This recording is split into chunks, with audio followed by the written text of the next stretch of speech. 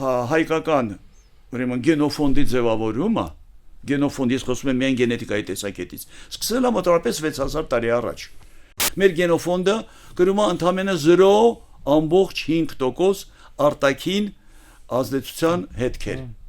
Ցավով պետք է նշեմ, որ գենետիկան քիչ կարծես թե կամա թե ակամա ինչ-որ քաղաքականացված է նաև։ Բարև ձեզ, այսօր Մաքուր պատմության զրուցակիցն է Լևոն Եպիսկոպոսյանը, ով կենսաբանական գիտությունների դոկտոր, պրոֆեսոր է եւ մոլեկուլյար կենսաբանության ինստիտուտի լաբորատորիայի վարիչ։ Մենք այսօր խոսել ենք գենետիկայի կամ ծինաբանության մասին։ Մենք խոսել ենք, թե ինչպես են այս երկու գենետիկան եւ պատմությունը հանդիպում եւ ինչ արդյունքներ է տալիս այդ հանդիպումը։ Մենք փորձել ենք նաեւ խոսել հայկական գենետիկ կառուցվածքի մասին։ Մենք փորձել ենք հասկանալ ինչպես է մեր տարածաշրջանը նպաստել հենց այդ կառուցվածքի ձևավորմանը, որոշ միֆերի մասին ենք խոսել եւ փորձել ենք դրանք պարզաբանել, չասեմ փարատել կամ կոտրել, բայց գոնե պարզաբանել, որպեսզի մեր լսողների համար ավելի պարզ դառնա, թե ինչ է իրենից ներկայացնում այս ոլորտը, նաեւ փորձել ենք խոսել ապագայի մասին, հասկանալ, թե այս նոր տեխնոլոգիաները ինչպես կարող են նպաստեն գենետիկայի զարգացմանը եւ այդ նյութի կիրառմանը, գենետիկական նյութի կիրառմանը նաև այլ հարակից գիտությունների մեջ չափազանց հետաքրքիր զրույց է ստացվել եւ նաև վերջում մենք զրուցել ենք որոշ մեր կրթության հետ կապված խնդիրների մասին, այնպես որ անպայման դիտեք, անպայման հավանեք մեր հաղորդումը Telegram-ում ունենք մենք ալիք, որտեղ ամեն օր լուրեր ենք դնում պատմության վերաբերյալ եւ սիրեք պատմությունը։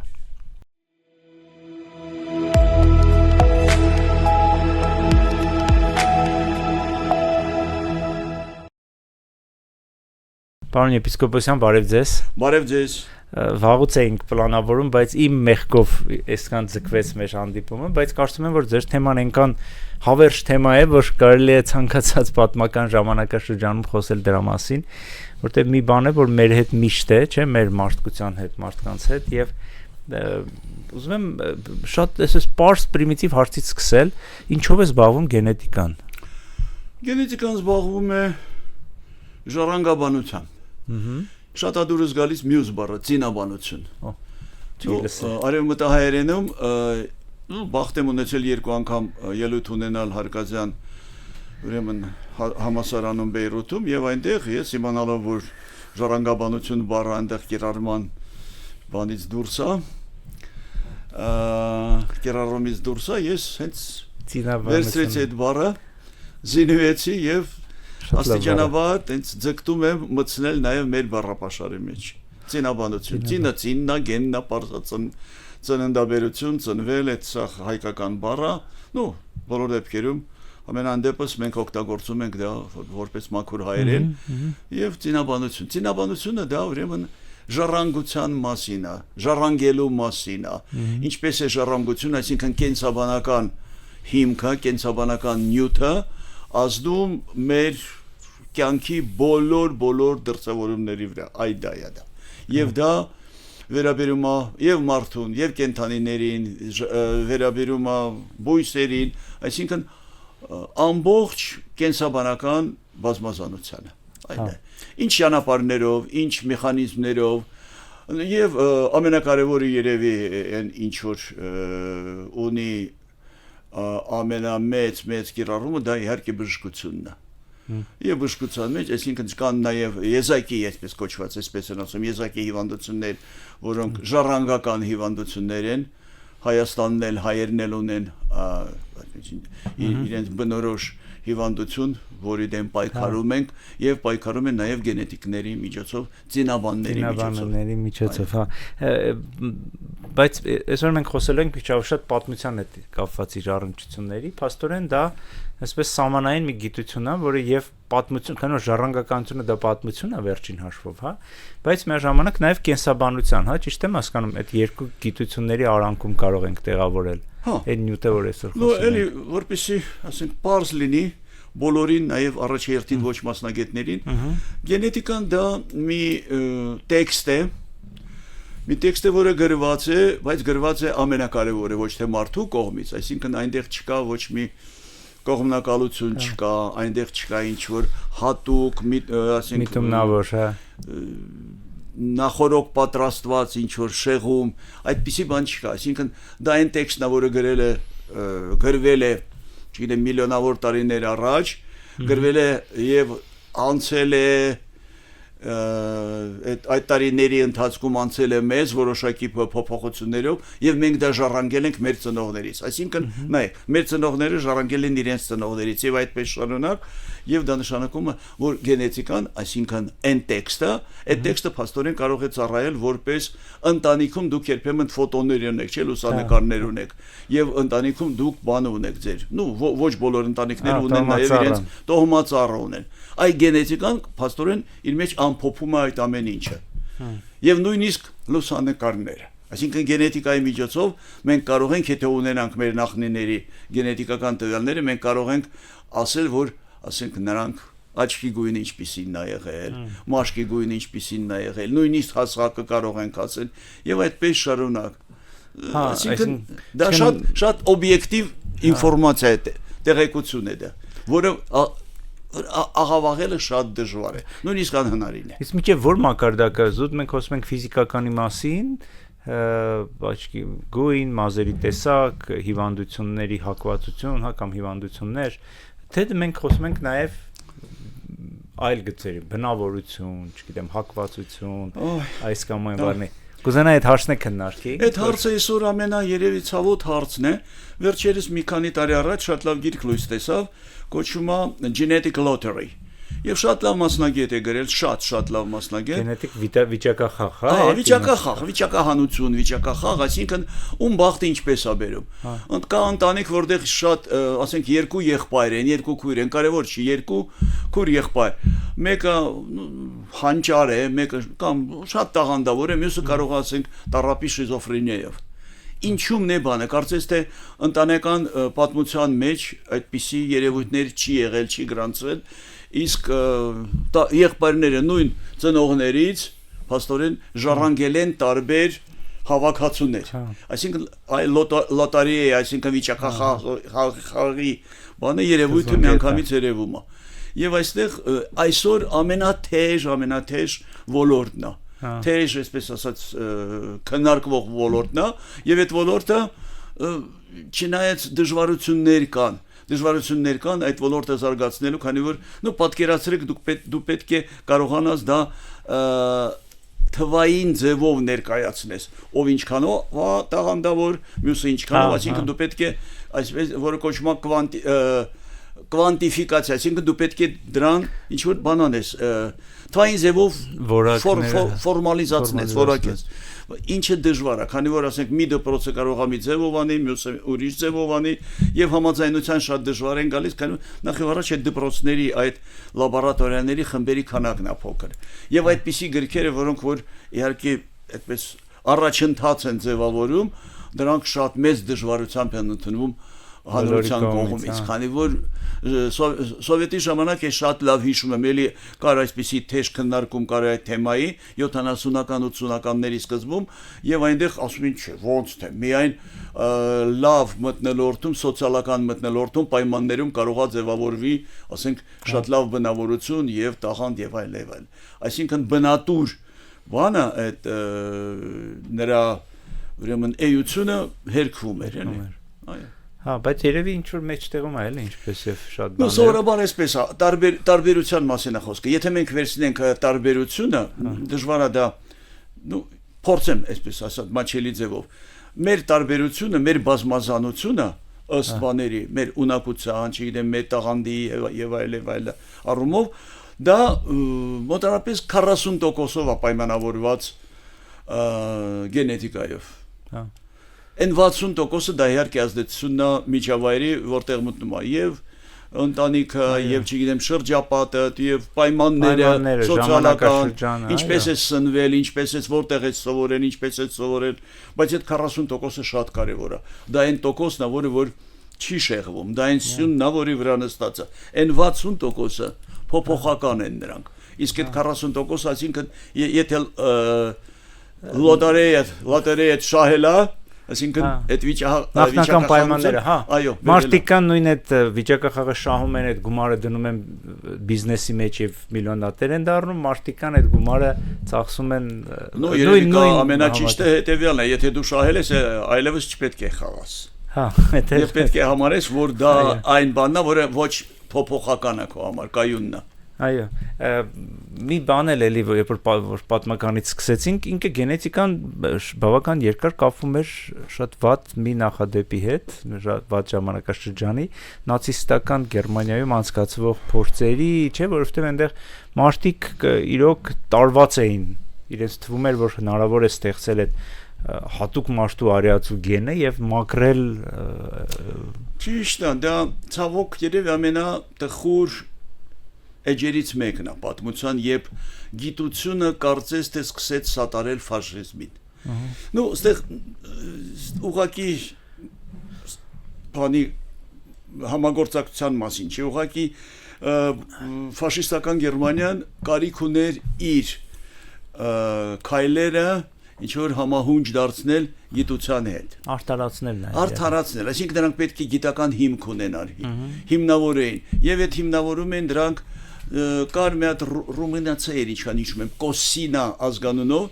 ուրեմն բան հնագետ, որը կապում էր արիական ցեղերի, ուրեմն բանը, շարժը, միգրացիաները կապում էր ինչ որ հատուկ մշակույթների հետ։ Եվ այդ մշակույթը, որը իրոք երևում էր, որ այսինքն ուներ ուղղվածություն, գալիս էր դեպի ուրեմն հարավային եւ հյուսիսային Եվրոպա եւ փաստորեն սկսեցին կապել եւ դրանից հետո երբ որ դու սկսում ես ինչ որ գծիկը բացում ես, բացվում է եւ սկսեցին ուրեմն դա կիրառել որպես հիմք, որպես սյուն, որպես արդարություն այդ ֆաշիստական իրենց այդ ուրեմն գաղափարախոսությանը։ Դրա մասին կարելի է երկար խոսել, բայց ցավոք դա գիտեք ուրիշ երկրներում էլ կա։ Սովորաբար ցանկացած երկիր եւ ոչ միայն երկիրին չի վերաբերում։ Ցանկացած ժողովուրդ ուզում է որ իր պատմությունը լինի ամենախորը։ Դա մեզ էլ է վերաբերում։ Այո, պետք չէ։ Մենք էլ ենք սովորական ժողովուրդ։ Մեր առանձնահատկությունը լրիվ ուրիշ բաներում է, ուրիշ ինչ որ ոլորտներում է, բայց այսինքն ցակումնաբանությունը, այսինքն ցակման հետ կապված, մենք բոլորս համարյա մեծամասնությունը, որպես այդ գենետիկայի տեսակետից, ուրեմն ցակել ենք մոտավորապես մի 5000 տարի առաջ։ Դրա մասին կարող ենք խոսել։ Ինչու 5000 տարի, ինչու չէ 7, ինչու ոմանք խոսում էին 10000 տարի առաջ, երբ որ մենք նշում էինք 1600-ամյակը մեր ուրեմն գրերի 1600-ամյակը, ոմանք ասում են չէ, ինչ 1600, 10000-ը պետք է նշենք։ Հասկանում եք, իսկ դա պետք է բայց հետաքրքիր է, գիտականորեն պետք է դա հաստատվի, հասկանում եք։ Իրոք հետաքրքիր է, նոր այդ հարցը առաջանում էր, որտեղից այդ մարդկային այդ մոլուցքը հնարավորինչափ հին իրենց դարձնելու, որտեղ վերջին հաշվով այդքան է ռացիոնալ չի, էլի, ասենք այն որ դու ավելի եթե մենք կենցաղային կյանքի բերենք, այն որ դու ավելի երիտասարդ ես, ավելի այսպես երանդով, ներուժով լցված ես, պետք է որ ավելի գրավիչ լիներ, բայց ազգերի պարագայում մարդիկ փորձում են հակառակը, իրենց ավելի ծերացնել, ավելի խորացնել։ Ասեմ, ես դրա պատասխանը կարծես թե ունեմ, քանի որ դե երկար տարիներ դասավանդում եմ, հաստատ մտածած կլինեք։ Այսինքն պատասխան դա չի նշանակում դա վերջնական եւ օբյեկտիվ պատասխանն է։ Դա իմ մեկնաբանությունն է։ Մեկնաբանությունը հետեւյալն է, որ այն ազգերը, որ ովքեր ունեն իրական փաստացի, չգիտեմ, ապացուցված տարբեր աղբյուրներով պատմություն, նրանք կարիք չունեն երկարացնել իրենց պատմությունը եւ նույնիսկ վստահ եմ որ այդ մոլուցկը խանգարում է լրիվ հակառակ պատկերն է ստեղծում այսինքն ստացվում է որ մենք արհեստականորեն ուզում ենք մեր պատմությունը որը իրականում կարծես թե այդքան էլ խորը չի ուզում ենք երկարացնենք բայց այսօրվա բանը տեսնելով իրադարձությունները այդ զարգացումներին որին հետևում եմ ես տեսնում եմ, որ այն ժողովուրդները, որոնք ժամանակին, ուրեմն, այսպես ոչ նստակյաց կյանք են վարել, այդ ժողովուրդները անունները չտամ, քանի որ դա կարևոր չի։ Դուք ցանկացած ժողովուրդ կարող եք ասել ինչ որ պատկերացնել, այդ ժողովուրդները այսօր ձգտում են իրենց պատմությունը ոչ թե երկարացնել, այսպես ասած, բառերով, այլ երկարացնում են, այսինքն գտնում են ինչ-որ մի թաղում, մեկ թաղում, որը, ասենք, ունի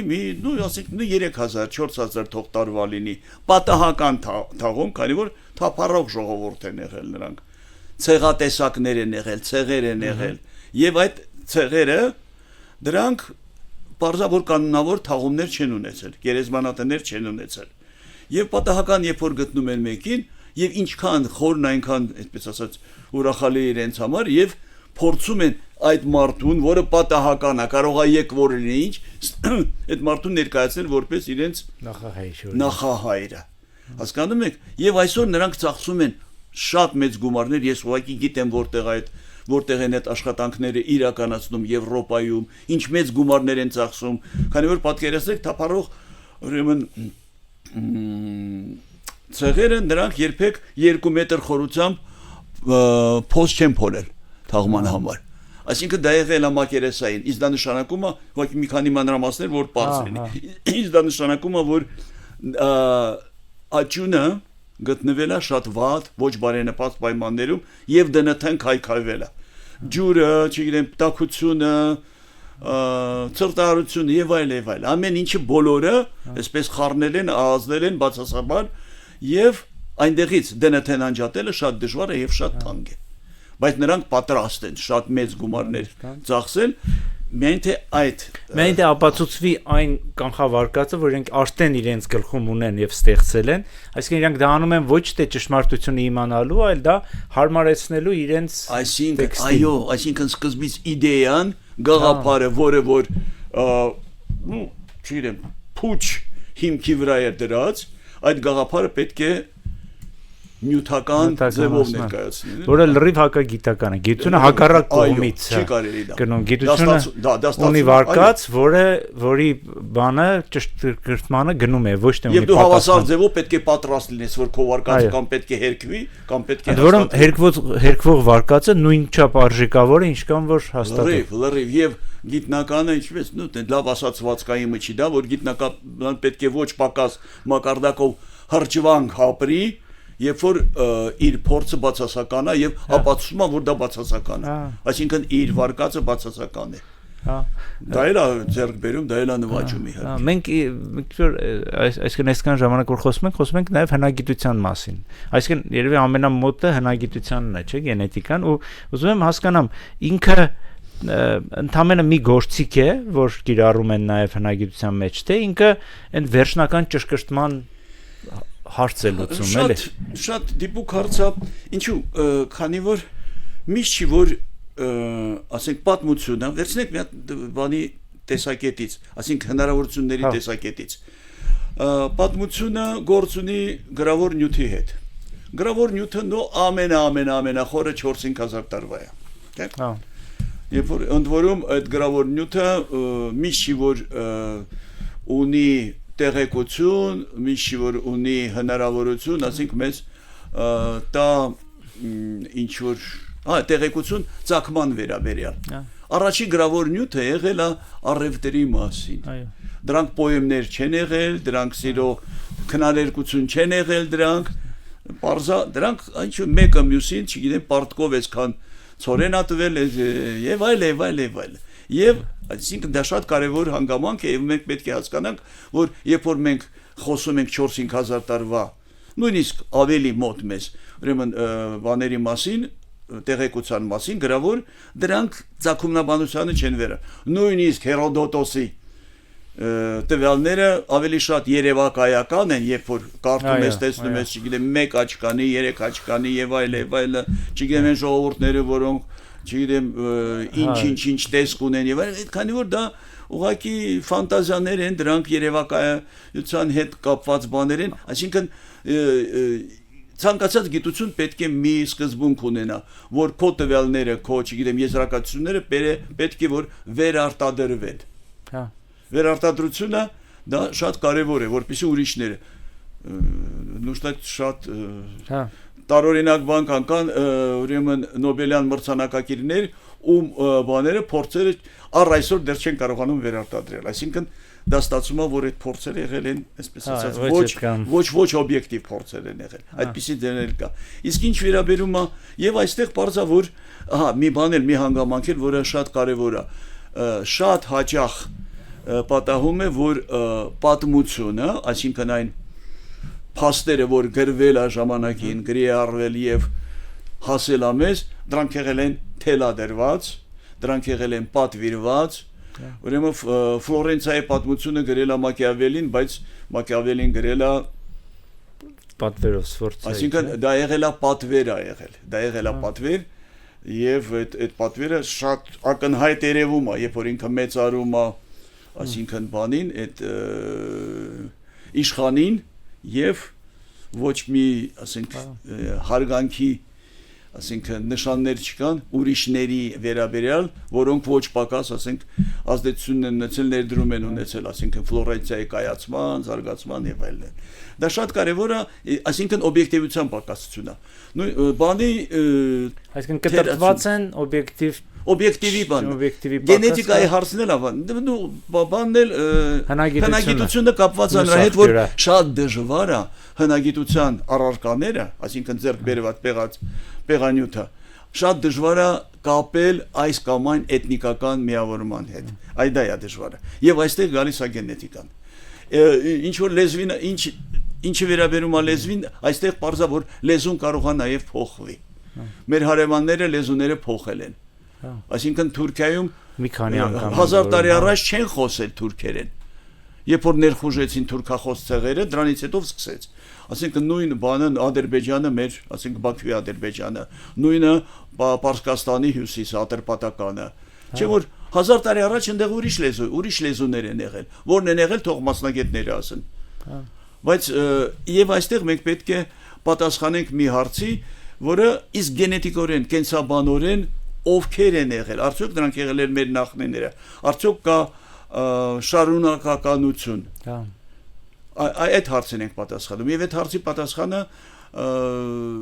չի կարող լինի վերջնական եւ այսպես ասած ամփոփված պատասխան լինի, ամփոփիչ պատասխան, ինչու, քանի որ մենք պետք է նաեւ մեր տվյալները կարողանանք մեկնաբանել ունենալով եւ լեզվաբանների, ասենք մեկնաբանությունը, ասենք օգնությունը եւ պատմաբանների եւ նաեւ հնագետների, եւ դիցաբանությունն էլ է օգնում։ Իհարկե։ Այսպես ասած փուչ տեղում, դատարկ տեղում դիցաբանությունը չի ձևավորվում։ Միֆերը չեն ձևավորում։ Նրանք էլ պետք է ունենան առարկայական ինչ որ արմատներ։ Մանավանդ որ այդքան կենսունակ են, ասենք հազարավոր տարիներ մարդիկ նույն բանը կրկնելու այլ շարժարի չեն ունենա, այն որ ինչ որ հիմքում մի բան կա, էլի, հիմքում ինչ։ Իհարկե, ու երբ որ էլի խոսում են գենետիկայի մասին, պաստորեն ինքը կիրառվում է բոլոր այլ առարկաների հետ կապված եւ տալիս է անընդհատության, չէ՞, մենք կարողանում ենք այդ անընդհատության։ Կա թե չկա այդ անընդհատությունը։ Ասենք հայերի համար դա ինչ որ մի տևողություն է, մյուս ժողովուրդների համար ուրիշ տևողություն է, կան ժողովուրդներ, ում պատմությունը ընդամենը 1000 տարի է, ասենք Իսլանդիայի բանը ժողովուրդը իսլանդացիները փայլուն օրինակ է դա, դասական օրինակ է, այսպես դասագրքային օրինակ է,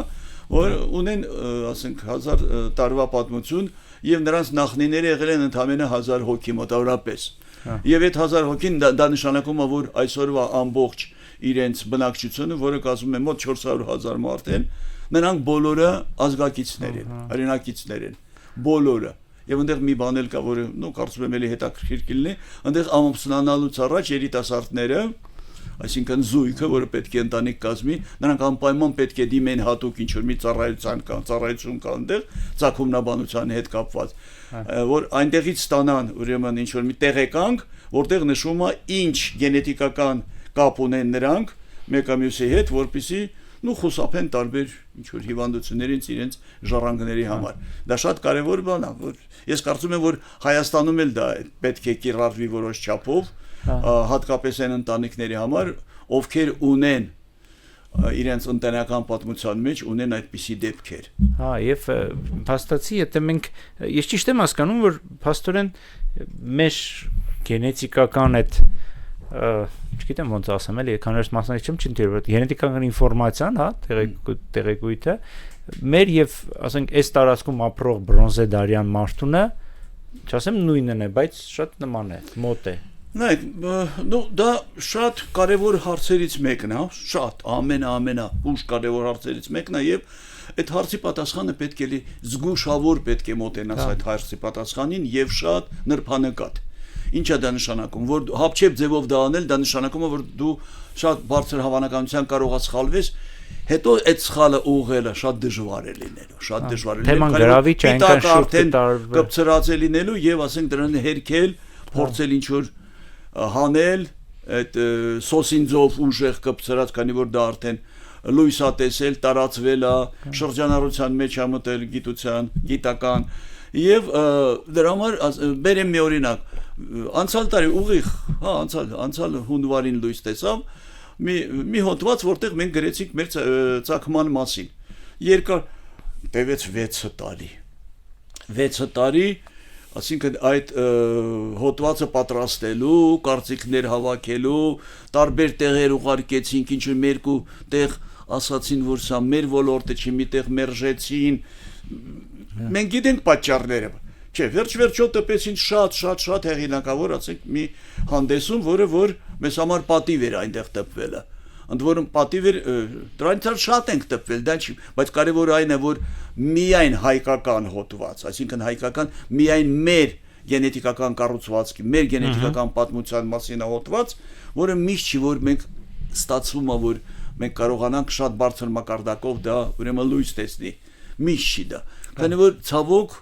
ցավով պետք է նշեմ, որ գենետիկան քիչ կարծես թե կամա թե ակամա ինչ որ քաղաքականացված է նաև։ Եվ այդ քաղաքականացվածը դա նշանակում է, որ կա երկու կողմից ազդեցություն, եւ պրոֆեսիոնալների կողմից եւ ոչ պրոֆեսիոնալների։ Ես չեմ խոսում անգրագետ մարդկանց, ոչ, ասենք քաղաքական գործիչների կողմից, երբեմն պատմաբաններից, որոնք որ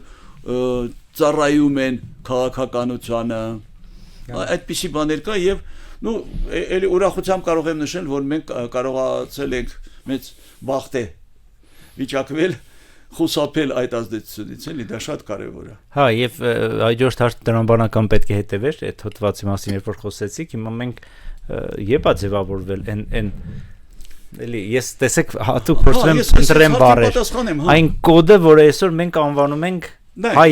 հայ։ Կոդը իրականում, եթե խոսենք պրոֆեսիոնալներով, դա կառուցվածք։ Եկեք մի հատ, հայ, Միքայելոցը երևի դրանց պետք է սկսենք, որ ասում են գեն, ինչի նկատի ունենք, որ մարդիկ հասկանան, էլի։ Գենը դա մի հատված է, մեր DNT-ն բաղկացած է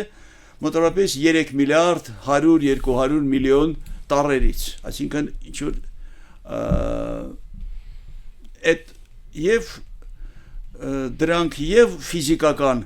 այսպես ասած, բնույթ, առաջերտին ֆիզիկական բնույթ են կրում, բայց այդ ամբողջականությունը բաժանված է տարբեր մասերի եւ մոտավորապես մի քանի տոկոսը, հաշված տոկոսը, դրանք այն մասն են, որը ձևավորում են մեր, այսպես ասած, էությունը, մեր կենսաբանական տեսքը։ Չգիտեմ, մեր ֆիզիոլոգիան, մեր կենսաքիմիան, մեր արտաքին տեսքը, այդ ամեն ինչը, մեր հիվանդությունները եւ դրանց մեջ տեղի ունենան փոփոխություններ։ Այդ փոփոխությունները, եթե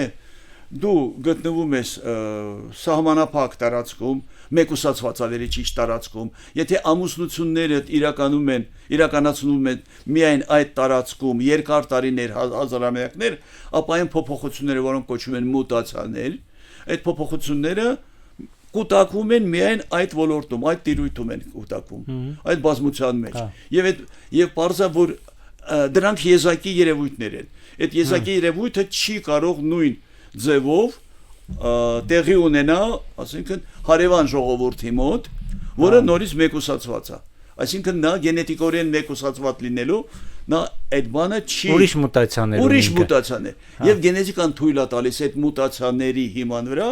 ամփոփելով դրանց։ Այդ կառուցվածքը, այդ գրաֆը, եթե մաթեմատիկական բառ օգտագործենք, այդ կառուցվածքը տարբերել մեր հարևաններ, նույնիսկ մոտ հարևաններից։ Եթե ժողովուրդները շատ են մեկուսացված, երկար ժամանակ են մեկուսացված, նույնիսկ կարելի է տարբերակել երկու շատ մոտ գտնվող գյուղերի բնակչության միջև։ եւ այդպիսի աշխատանք արվել է նույն ֆիլմ 15 տարի առաջ նույն Շվեյցարիայում որտեղ շատ բաժանված են նույն Կովկասում հյուսիսային Կովկասում կա այդպիսի բաներ այսինքն դա շատ կարեւոր գործիք է շատ նուրբ գործիք է եւ զգայուն գործիք է որը թույլ է տալիս բարձաբանել շատ ներբություններ որը բանից դուրս են հնարավորություններից եւ պատմության եւ լեզվի եւ մնացած ասենք հարակից ուրեմն այդ առարկաներից դուրս են այսինքն հնագիտական նյութից մենք կարող ենք ոսկորից օրինակ հա մենք կարող ենք այդ բանը դնթն հա առանձնացնենք եւ իր միջից կարողանում ենք ժամանակակից տեխնոլոգիաների միջոցով այդ ձեր ասած կոդը այդ 3 միլիարդ այդ կառուցվածքը այդ 3 միլիարդի պատկերը այդպես ասենք այդ պատկերը գենետիկական հավաքական պատկերը հենց կոդն է հենց կոդն է որը որ ժողովուրդն է ասում կոդ սովորաբար տենց կոդ բառը մասնագիտորեն մենք չենք օգտագործում կոդը ունի լրիվ ուրիշ իմաստ գենետիկայում կառուցվածք ես եք օգտագործում կառուցվածք իսկ փաստոցի երբ որ երեխան ծնվում է ինքը կրում է իր մոր եւ հոր կոդերի հավասարապես հա մոր եւ մոտորապես այնտեղ կա ինչ-ինչ տարբերություն բայց մի բան էլ կա որ երեխան տարբերվում ածնողներից այդ մուտացիաներով մեր բոլոր բջիջներում սեռական բջիջների մասին է խոսքը ուրեմն տեղի են ունենում այդ մուտացիաները եւ այդ մուտացիաները երբ որ սեռական բջիջներում են տեղի ունենում դրանք փոխանցվում են հաջորդ սերնդին եւ սերունդը նման է բայց նույնը չի դրանով պայմանավորված որ երբ որ որոշում են ասենք հայրություն են որոշում չգիտեմ այլացական կապ ազգակցական կապ երբեմն շատ այստեղ կարևորը հետեւյալն է որ դու կարող ես հերքել 100%-ով որ սա քո չգիտեմ որդին չի քո երեխան չի բայց 100%-ով վստահ լինել որ սա քոնն է դու չես կարող քանի որ այնուամենայնիվ կա տարբերություն Ըն 99 ամբողջինն ասենք հավանականությամբ մենք կարող ենք մասնագետները կարող են ասել որ սա կան ասեն ուրիշ բաներ կան գործոններ կան վկաներ կան չգիտեմ հարևաններ կան բարեկամներ կան եթե մեկուսացված են եղել ինչ որ մի կղզիում բարձա որ հայրը սա է եղել եւ այլն հա այս ուղղակի բարձաբանցին երբ կարեւոր էր որ մեր լսողները հասկանան գենետիկա մաթեմատիկա հեն բանը առարկա է Եվ այստեղ եթե դու մաթեմատիկա չգիտես, դու վիճակի ես կիրառել նուրբ կամ հզոր մաթեմատիկական մեթոդներ, նույնիսկ մոդելավորման մեթոդներ, հավանականության տեսության հետ կապված, իսկ հիմա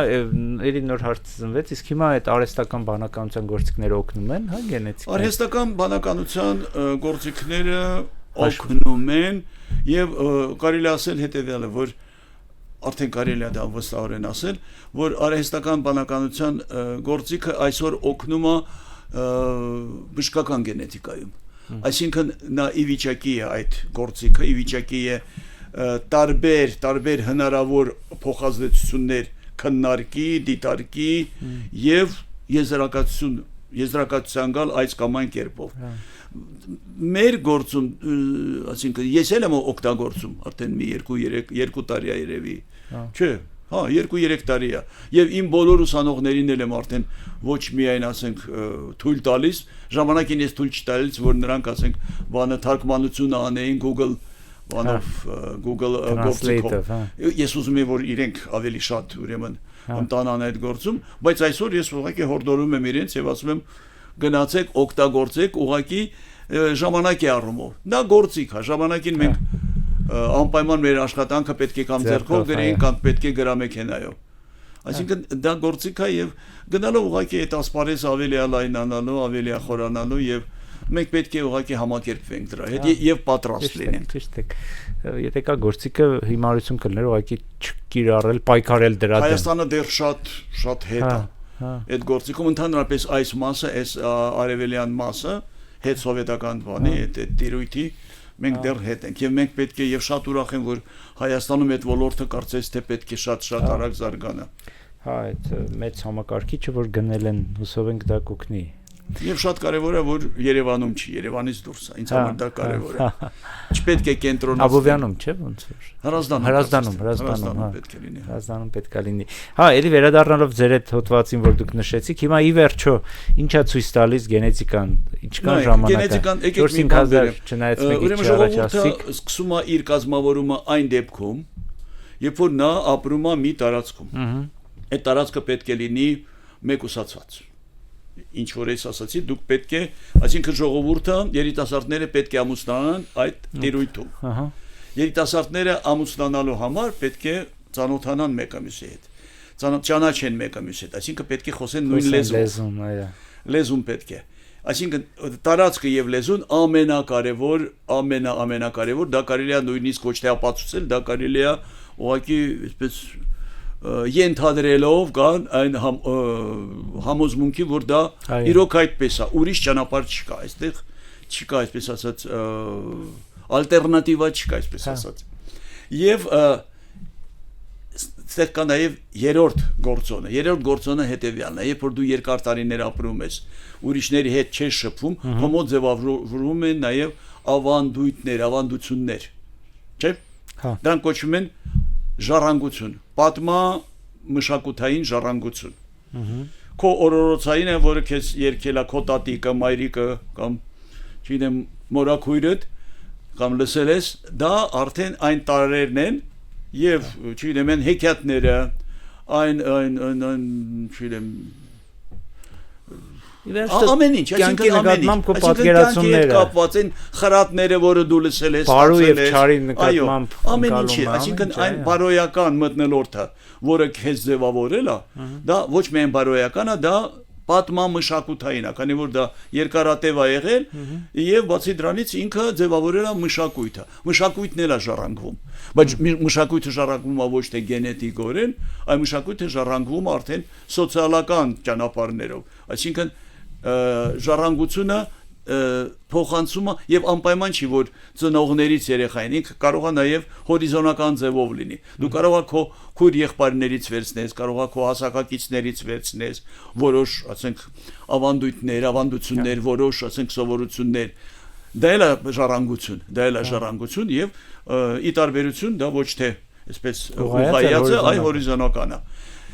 Եվ պարզա որ այդ բոլոր այդ երեք գործոնները պետք է միասին աշխատեն, միասին ազդեն, որպեսզի սկսի ձևավորել ժողովուրդը։ Եվ ժողովուրդը ձևավորվում է այն ժամանակ, երբ որ այդ մեկուսացումը սկսում է։ Նայեք, երբ որ գիտության մեջ ընդունված է ուրիշ տարբերակ։ Ժողովրդի բանը ծագումը սկսում են հաշվել առաջի հիշատակումից, պատմական հիշատակումից, որը սխալ է։ Պատմական հիշատակումը նշանակում է, որ արդեն դա ձևավորվել է, արդեն բոլորի կողմից դա ընկալվում էր, դա չէ, այդ ժողովուրդը ընկալվում էր որպես առանձին միավորում, չգիտեին, որ նրանք խոսում են ուրիշ լեզվով, ուրիշ սովորություններ ունեն, խիզախ են, թե վախկոտ են, եւ այդպես շարունակ։ Եվ երբ որ մենք տեսնում ենք, ասենք, առաջի հիշատակումը ընդամենը 500 քանի, ասենք, 6-րդ դարում մեր պատմությունից, դա Բեհուստանյան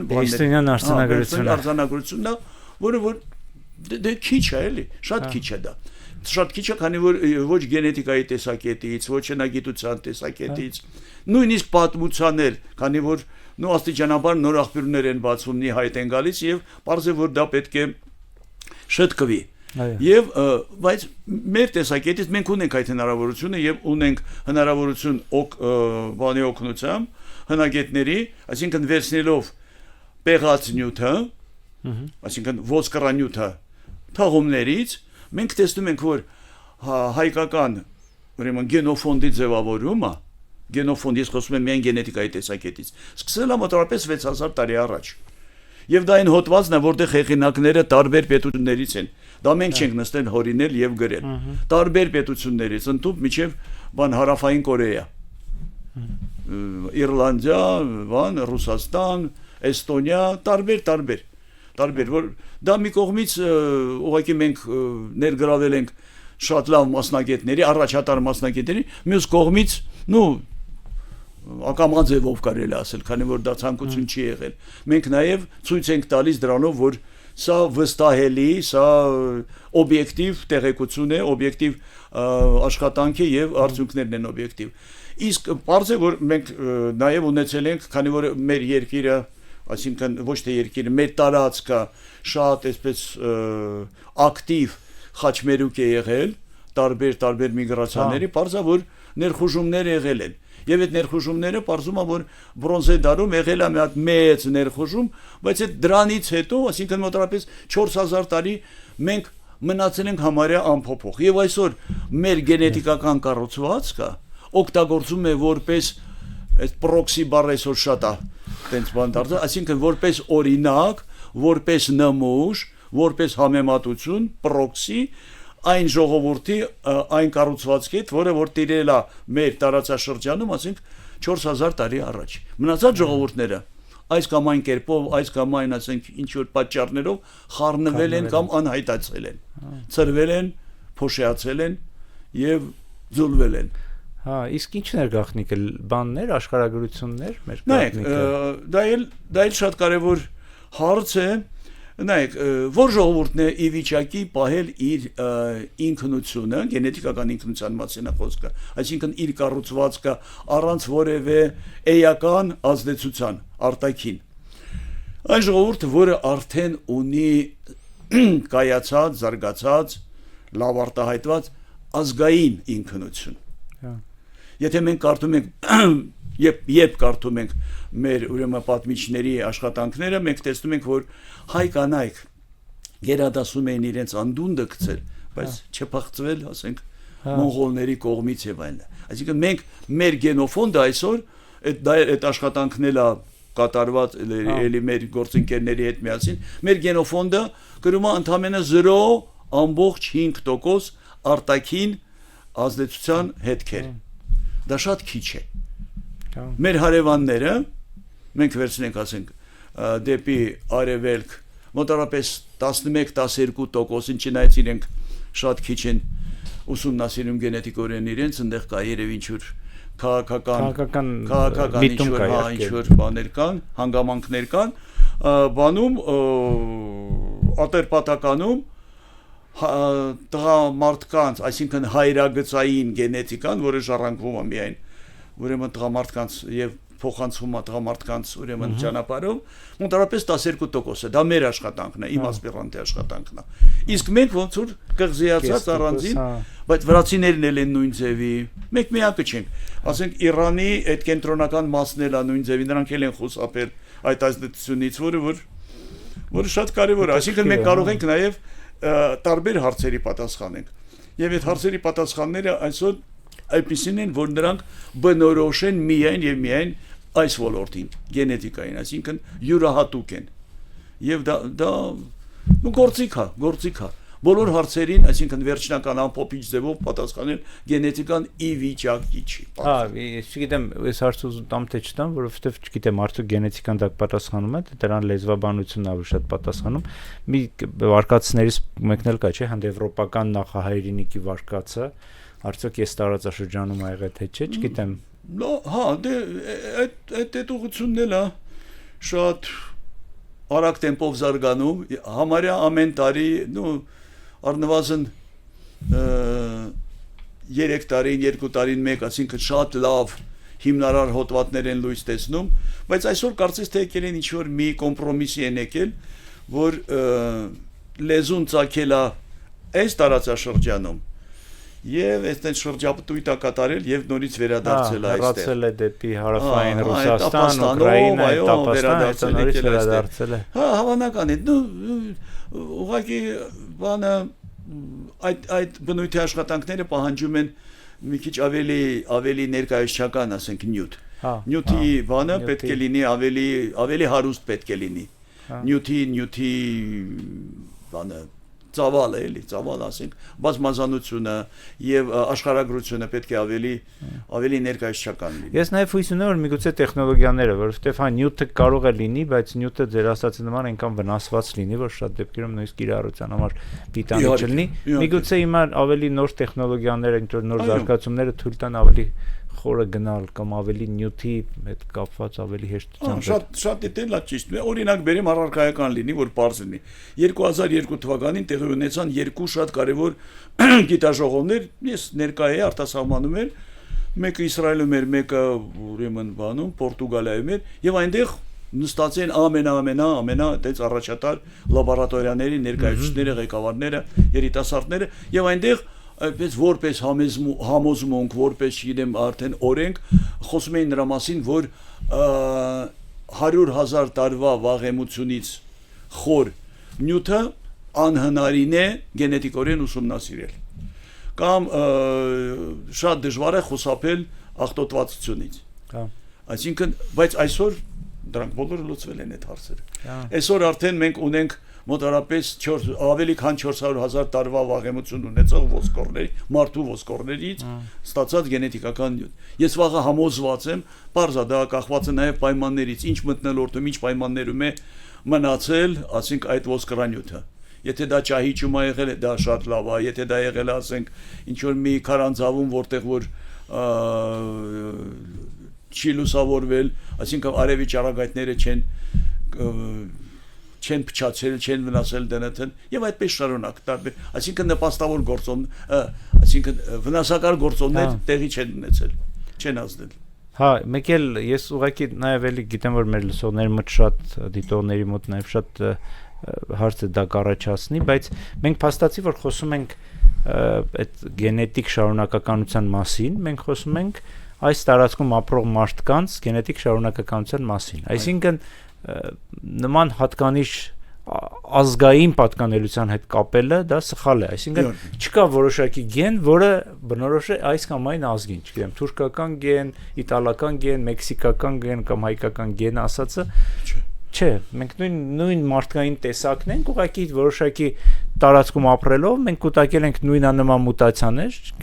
ուղղակի ինձ է սխալ եմ ասում։ Տարբեր, հա, մենք հաստեղ ապրելով եւ փոխանցել ենք մեկը մյուսին, ամեն մի խումբ ապրելով ինքը փոխանցել է այդ ամենը եւ այսպես ստացվել է դրա համար։ Որպես օրինակ, որ էլի բարձր լինի, բերեմ, ասենք լեզվաբանությունից։ Մենք ունենք տարբեր ուրեմն բարբարներ։ Այդ բարբարները մասնագետները ժամանակին հանճարներից մեկը Աչարյանը, երևի բարբարների, չգիտեմ, մի քանի տասնյակ բարբարներ էր տարբերակում։ Եվ այդ բարբարները ինչպես էր տարբերակում, իմ չքնախ բան Լեդի կար մի հատ կինոնկար կար, Բեռնարդ Շոուի հետ կապված, այո։ Եվ այնտեղ այդ պրոֆեսոր Հիգինսը ասում է, դու ստեղից ես, դու Յորքշիրից ես, դու Դևոնշիրից ես, դու ստեղից ես, այնտեղից ես, ինչու, քանի որ ինքը այդ մուտացիաները, այսինքն այդ յուրահատկությունները, այդ առանձնահատկությունները նուրբ, շատ նուրբ, ինքը կարողանում է դա ուրեմն եւ հայտնաբերի լսի եւ նույնականացնի։ Եվ նույնը գենետիկայում է։ Մենք գենետիկան ուղղակի ոչ թե լսելով, այլ կարդալով տեսնում ենք, որ այստեղ այդ բարբարի գենետիկական բարբարի այդ առանձնահատկությունը երևաց։ Եվ ասում ենք, սրա ուրեմն հայրական կամ չգիտեմ մայրական ինչ որ բաներից նախնիներից մեկը եկել է, չգիտեմ, հյուսիսից է եկել, չգիտեմ, Մոնղոլիայից է եկել կամ Հնդկաստանից է եկել, կամ Եվրոպայից է եկել։ Այդպիսի հնարավորություն մենք ունենք եւ փառքասու դա ոչ թե մեր հորինածն է, դա ոչ թե մեր ցանկությունն է, դա իրականությունն է եւ օբյեկտիվ է։ Եվ նույն այդ տեքստը կարող է կարդալ նաեւ մեր գործընկերը երկրագնդի ցանկացած լաբորատորիայում։ Դա է կարևորը։ Իսկ մեկ էլ, բայց տեսեք, ասենք բարեբախտությունը, իհարկե պատմականորեն դա բարեբախտություն է, որ մենք կարողանում ենք դա հայտնաբերենք, խոսենք դրա մասին, բայց նաև այդ մեկուսացվածությունը ճիշտ եմ հասկանում, չէ՞, որ ինքը նաև յուրահատուկ հիվանդությունների առաջացման աղբյուր է, մեր դեպքում այդ երևանյան հիվանդություն կոչվածը չէ, կամ հայկական հիվանդություն կոչվածը, կամ պատմության գինը, հա, որ մենք վճարում ենք դրա համար, ճիշտ եմ հասկանում։ Հա, դե կան այդպիսի բաներ, դուք գիտեք, որ ամիսներ կան, որ բան է, հատուկ սեկտաներ կան, աղանդներ կան, ովքեր ամուսնանում են միայն իրենց, չգիտեմ, աղջիկների հետ, ամուսնությունները կատարվում են միայն իրենց համայնքում։ Եվ այնտեղ շատ արտահայտված է այդ երևույթը, այսինքն ժառանգական հիվանդությունների հաճախականությունը շատ բարձր է։ Ոգի շատրվանի ձևով է, այսպես ասած, արտահայտվում, եւ դա նշանակում է, որ ամեն ինչը պետք է իր բանը ունենա, իր գինը ունենա, էլի ձեր ասածը։ Նույն այդ առումով մտահոգիչ է, կարելի է իրավիճակ համարել նաև կամ ժամանակին այդպես էր, հիմա չգիտեմ ոնց է, համայնքներում մեր։ Համայնքներում, որոնք ամանավանդ են տեղերում էր փոքր համայնքներ էին ու նախընտրում էին ամուսնանալ միայն հայերի հետ ու դա իհարկե ազգապահպանման տեսանկյունից մեզ թվում էր թե լավ է, բայց այդպիսի բաներ կան առողջության առումով Հանքավանում կա շատ հետաքրքիր բան, բայց հայերին չի վերաբերում, հույներին է վերաբերում։ Մյուս անգամ լինեք Հանքավանում, հենց գյուղում մեկ փոքր գերեզմանատուն կա։ Այդ գերեզմանատանը ինձ հետաքրքրեց մի բան, ես սիրում եմ գերեզմանատներում, այդպես մի հատ փոքր, այսպես դիտարկում անցկացնել ունենալ, ընդ հետաքրքրում է, ասենք կյանքի տևողությունը ինչքան է, ասենք տղամարդիկ կանանց այդ մահացության հետ կապված այդ կա տարբերություն, առանձնահատկություն թե չկա, զուտ պրոֆեսիոնալիզմի հետ է կապված դա, այսինքն ինձ դա հետաքրքրում է ոչ միայն բանի տեսակետից ընդհանուր, ասենք, բայց լավ, չխորանամ շատ, եւ այնտեղ ես նկատեցի, որ բավականին երիտասարդներ են, մեծ թվով երիտասարդներ են այնտեղ թաղված։ Եվ բացի դրանից մի քանի հոգու համար այնտեղ կար նաև ինչ որ նկարներ կային։ Այսինքն իրենց տարբեր ձևերով ասենք։ Եվ երևաց, որ այնտեղ ինչ որ այն չի նրանց պատկերի հետ։ Եվ այնտեղ մի հատ տարեցքին կար այդ բանում, գյուղում, ես ասացի դուք ծանոթ եք այս համայնքի հետ, համայնքը եկել է ժամանակին երևի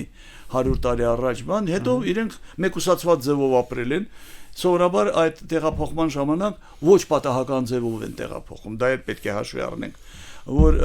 ցանկացած միգրացիա, դա պատահական միգրացիա չի, սովորաբար ծանոթները, հարազատները, չգիտեմ, ազգակիցներն են միասին կազմում ինչ-որ մի խումբ, մի նավի վրա կամ չգիտեմ, մի քարավանի միջոցով ժամանակ ասենք միջնադարում բան դրանք շարժվել են, տեղաշարժվել են եւ տեղափոխվել են։ Կամ հետագայում լուր են հասցնում, որ այստեղ լավ է հաստատվել են, եկեք եւ իրենց հարազատներն են գալիս։ Եվ այստեղ բարձվել է որ ընդամենը մի քանի ընտանիք են եղել, թող ասենք մի քանի տասնյակ ընտանիք։ Եվ այդ ընտանիքները փաստորեն իրենց երեխաները սկսել են ամուսնանալ, հետո նրանք ում երեխաների հետ ամուսնան, էլի իրենց երեխաների հետ։ Բարձր որ այնտեղ տեղի է ունեցել այսպես կոչված inbreeding, այսինքն շատ գենետիկորեն շատ մոտ, ուրեմն ազնվորությունների միջև է տեղի ունեցել, ինչը արհեստականորեն բարձրացել է, կտրուկ բարձրացել է գենետիկական հիվանդությունների հաճախականությունը։ Ցավալի փաստա, բայց այդպես էլ եղել է եւ նրանք շատ մահացության ուրեմն ցուցանիշ շատ բարձր է եղել ու հետագայում արդեն 90-ական թվականներին ինչքան հիշում եմ, նրանք արդեն վերադարձել են Հունաստան։ Հա, եւ ամենայն հավանականությամբ այնտեղ արդեն խառնվելով այլ խմբերի հետ ինչ որ որոշ ժամանակից կարող է։ Ես մի քանի տարի առաջ, մի 10 տարի երևի 8-9 տարի առաջ ես հանդիպեցի հայերին, որոնք եկել էին բանից Թուրքիայից են եկել եւ այն եզակի գյուղերից, որոնք դեռ մնացել են այդ բարձր ասենք ինչ որ Սասունում երեք Սասունի ասենք այդ շրջակայքում կամ Սասունում եկել են ուրեմն այնտեղից եւ ասում էին որ մենք ընդամենը մի քանի ընտանիք ենք մնացել եւ ձգտում ենք մեր հայությունը պահում ենք մեր ինքնությունը ասում բա ո՞նց եք ամուսնանում դե ո՞նց ասում մեր բարեկամների հետ ենք ամուսնանում Բարձր որ ես չունեի հնարավորություն մի հատ ստուգեին տեսնենք արդյոք իրենց մոտ այդ ժառանգական հիվանդության ուրեմն տարածվածությունը ինչքան է բայց վստահ եմ ամերիկան վստահ եմ որ իհարկե դա էականացություն է հա որ ասեք չունեի հնարավորություն ստուգելու հիմա շատ այսպես պոպուլյար են դարձել անհատական դնթ թեստեր են անում Միացյալ Նահանգներ են ուղարկում բան ինչ որ այնտեղից ստանում են սերտիֆիկատներ եւ ուզեմ հասկանամ դրա հավաստիությունը կամ ոնց է դա շատ այդպես հրապուրիչ շատ այդպես բիզնեսներից եւ շահավետ բիզնեսների ուրեմն տեսակ բիզնեսի տեսակ է եւ ես ունեմ ծանոթներ որ ովքեր թողել են գիտությունը խորը լուրջ գիտությունը Ամերիկայում եւ այդ ոլորտն են ուրեմն անցել բացել են իրենց լաբորատորիաները կենտրոնները եւ շատ արագ հարստացել Ինչու, քանի որ մարդկանց համար հետաքրքիր է տեսնել ովքեր են եղել իրենց նախնիները, քանի որ ոչ բոլորը գիտեն իրենց տոհմածառը, ես ունեմ ասենք 9 սերնդի տոհմածառ ունեմ, 300 տարվա տոհմածառ ունեմ եւ երբ որ ես հարցնում եմ իմ շրջապատում, ասեմ, ով ինչ ձևի ունի, նո հաշվի առնելով նաև ցեղասպանությունը իհարկե եղերն է, բարձր ոչ բոլորը ունեն դա, բայց բոլոր դեպքերում, եթե նույնիսկ վերցնում ենք այն մասը հայության, ով ցեղասպանության, ասենք, այդ դաժան օրերով չի անցել, դա նրանք էլ չունեն, մեզ մոտ չի ձևավորվել այդ մշակույթը էլի ունենալ, այսինքն դա պետք է լիներ կամ հոգևորականների, ասենք, ինչ որ տողմ լիներ, կամ պետք է շատ ինչ որ զարգացած լինեին, Հայաստանը այս մասը այդ տիրույթը չի եղել, եւ մենք չունենք այդպիսի ուրեմն բաներ, եւ բարձր որ դա գենետիկորեն կարելի է միայն ասենք բարձրաբանել, եւ դրանով է հենց բացատրվում այդ ձգտումը, այդ հետա քրքրվածությունը, որպեսզի մենք կարողանանք վերականգնենք մեր պատմությունը, բայց այստեղ կա մի հատ շատ նուրբ, ոնց ասեմ, հնարամտություն կա. Նրանք ասում են, որ ձեր գենետիկական կառուցվածքով մենք կարող ենք ասել, որ նախնիների 30%-ը իտալացի են եղել, այս մեկն դա իհարկե սուտ է, իտալացի չեն եղել, մենք պետք է ասեն, որ երևի մի մասը եկել է այստեղ Եվրոպայից է եկել եւ Ապենինյան թերակղզուից է եկել, այդպես պետք է ասել, եւ այսօր ես տեսնում եմ այդ միտումը արդեն փոխել են, էլ չեն գրում, որ ասենք ինչ որ իտալացի են, ասում են, որ եկել են այս թերակղզուց են եկել, այս տարածքից են եկել, դա ճիշտ է, բայց խոսել նրա մասին, որ ասենք նրանք իտալացի են եղել, 3-4000 տարի առաջ իտալացի չի եղել իտալացի, դե վերջին հաշվով նաեւ չգիտեմ, սրանց 300 տարի առաջ իտալացի չեղա, այսինքն մարդիկ Իտալիայի միջև Իտալիայի միավորումը, միջև միավորումը, ասենք, մարդը վենետիկցի է եղել, շատ ավելի շատ իրան ընկալել է, ասենք, բանից է եղել, Ջենովացի է եղել, ավելի շատ այդպես են ընկալել իրաց, քան ընդհանուր իտալացի, իսկ Հայաստանում հնարավոր չի է դա կազմակերպել, ի նկատի ունեմ ոչ թե բիզնեսի տեսանկյունից, թե բիզնեսի տեսանկյունից էլ է գրավիչ, բայց զուտ նաև ունենալու համար այդ ամբողջ պատկերը, այդ մուտացիաների զուտ ազգային անվտանգության տեսանկյունից, արդյոք դա չի որ Իսլանդիայի նման դու ունենաս ամբողջ քո բնակչության այդ պատկերը, ճիշտ գաղափար է եւ առաջերտին ոչ թե անվտանգությունը դա իհարկե բանին է վերաբերում, օրինակ հիվանդությունների կանխարգելման, որը առողջությանն է, ոչ թե առողջապահությանն է վերաբերում եւ դա մեր ինստիտուտում Փարքասո արդեն մի քանի տարի է այդ ուղղությունը սկսել է զարգանալ եւ մենք ես էլ ունեմ, ասենք, իմ ներդրում այդտեղ, քանի որ հավաքագրելով այս տվյալները տարբեր շրջաններից պատմական Հայաստանի, մենք փորձում ենք ստեղծել պատմական Հայաստանի հայ բնակչության գենետիկական քարտեզը, բայց դրա հետ միասին պետք է շատ ավելի արագ տեմպերով, որը շատ դանդաղ է զարգանում, հաշվի առնելով ինչ որ տարբեր նրբություններ, ժամանակ կլինի կխոսենք դրա մասին, կամ մյուս անգամ, իսկ գենետիկ բանի իմաստով, առողջապահության իմաստով, առողջության իմաստով, իհարկե եւ անվտանգության իմաստով, իհարկե պետք է որ ասում օր առաջ, ժամ առաջ մենք պետք է այդպիսի տվյալներ ունենանք, ինչու, որպեսզի մենք կարողանանք եւ մեր առողջապահական համակարգը համահունչ դարձնենք մեր կառուցվածքի, գենետիկական կառուցվածքին եւ բացի դրանից պատրաստենք ուրեմն բավարար քանակ այն մասնագետների, ում կարիքը անպայման պետք է այդ բանից հետո, այդ հետազոտություններից հետո պետք է ի հայտ գա եւ դա շատ կարեւոր է եւ այդպիսի օրինակներ կան, ասենք Էստոնիան այսօր ունի համարյա 1 միլիոնի բաներ ունի, տվյալներ ունի, Էստոնիայի բնակչության քանակը ավելի փոքր է, քան Հայաստանինը, ինչու քանի որ ժամանակին նրանք սկսել են եւ պետությունը շատ օգնել օժանդակել է, որպեսզի այդ բանը ծրագիրը կայանա եւ արագ զարգանա։ Ցավոք Հայաստանում դա այդպես չի, այսինքն մենք մեր համեստ բաներով ենք անում դա, միջոցներով, գիտական իհարկե միջոցներով, բայց այնտեղ լրիվ առանձին ծրագիր է, լրիվ առանձին ազգային ծրագիր է։ Իսկ դա ֆինանսների պակասն է, թե մեր պահպանողականությունն է։ Այստեղ տարբեր բաներ կա, եւ ֆինանսների հաշվի առնելով մեր, ասենք, վիճակը, զուտ տնտեսական վիճակը, եւ բացի դրանից, գիտեք,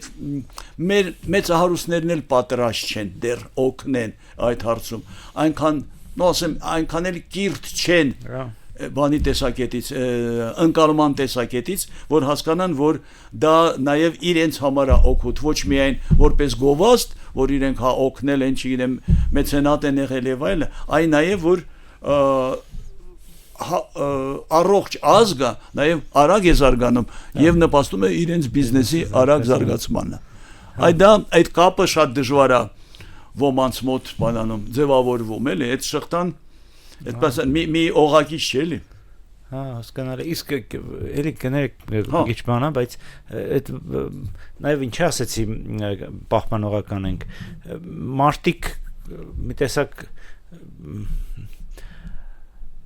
վարանում են գնալ դրան միգուցե, որովհետև մտածում են, որ իրենց տվյալները ինչ որտեղ կարող են օգտագործվեն, կամ կա նման խնդիր, թե կամ մտածում են, որ դե հա, էլի ինչ որ անհասկանալի մի բան է, դրա համար չեն ուզում մտնեմ դրա մեջ։ Ուրեմն, ասեմ, դե ես զբաղվում եմ դրանով արդեն համարյա 30 տարի այս ոլորտում։ 29 տարի, սկսել ենք 97 թվականին։ 29 տարի, եկող տարի երևի գամ եւ հոբերանական բանով, ուրեմն մղումներով միասին կնշենք։ 30 տարի դա համարյա մի սերունդ է։ Եվ պարզա որ շատ մեծ, շատ հարուստ եւ բազմազան, բազմաբնույթ փորձ եմ ձեռք բերել։ Եվ գիտեք ամենազավեշտալին կամ չգիտեմ, տխուր, գուցե տխուր պատկերը այն է, որ երբեմն բժիշկների մոտ եղել այդպիսի մի 2-3 դեպք կա եղել, որ բժիշկներից մենք ուզում ենք ուղղակի տվյալներ վերցնել հասկանալով ավելի ճիշտ սպասելով, ենթադրելով, որ նրանք շատ մոտ են գենետիկային եւ շատ լավ կընկալեն, կհասկանան եւ իրենց ԴՆԹ-ն ասեն կտրամադրեն, որպեսզի մենք ինչ-որ մի հատ խնդիր էինք լուծում։ Նու այդ բաժնի վարիչը, որ իմ բարեկամներից բարեկամներ, վերջը շատ խելացի նորմալ տղա էր եւ ասեց, հա իմ բժիշկները շատ ուրախ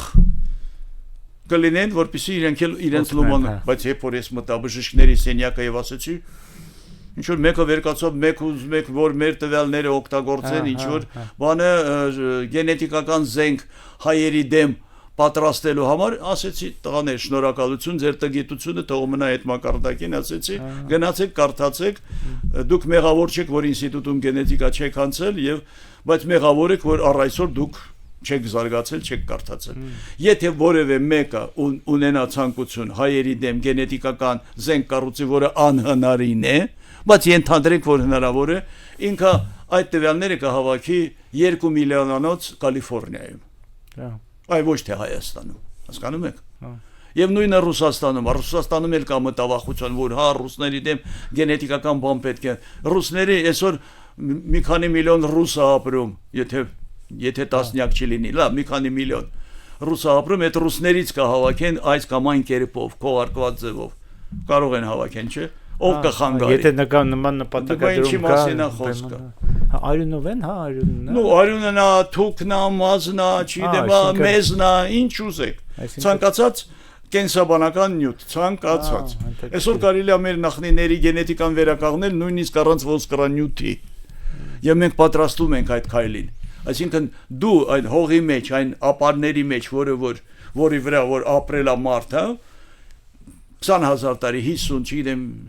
5-6000 տարի առաջ ինքը այնտեղ իր ապրելակերպ այնպիսին է, մենք մեր առօրյան գիտենք, չէ՞։ Եվ թքել ենք, եւ չգիտեմ փռշտացել ենք, եւ մեզել ենք, եւ կեղտ ենք թողել, եւ այդպես շարունակ, այսինքն այդ ամեն ինչը դա մեր ԴՆԹ-ն է, եւ այդ ԴՆԹ-ն ունացել է։ Այսօր որպեսզի էլի առարկայական լինի եւ հետաքրքիր լինի, այսօր շատ կարևոր աշխատանք է կատարում, արդեն ամփոփվել է եւ հոդվածը գրվել է եւ այսօր քննարկման բանումա փլումա Լեոնարդո դա Վինչի ԴՆԹ-ն են առանձնացրել իր կտավներից, իր կտավները ինքը շատ հատուկ ձև ու յուրահատուկ ձևով էր նկարում, նաեւ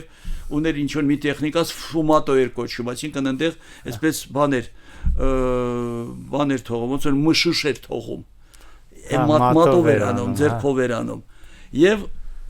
այս բաները մաշկի բջիջները ինքը 100%-ով թողել է ինքը, վստահաբար թողել է։ Եվ այսօր փաստորեն այնքան է զարգացել գիտությունը, զգայունությունը, հզորությունը այդ տեխնոլոգիաների,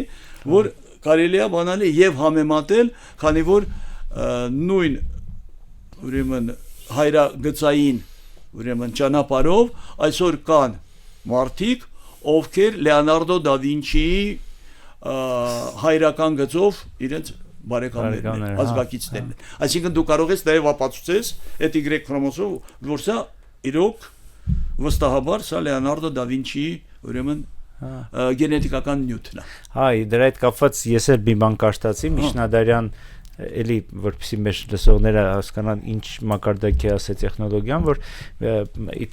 միջնադարյան եվրոպական ձեռագրերը, որոնք գրվել են եկեղեցու ներսում, շատ դեպքերում նույնիսկ ասեմ անունների ճշգրտությամբ մենք գիտենք ով է գրել,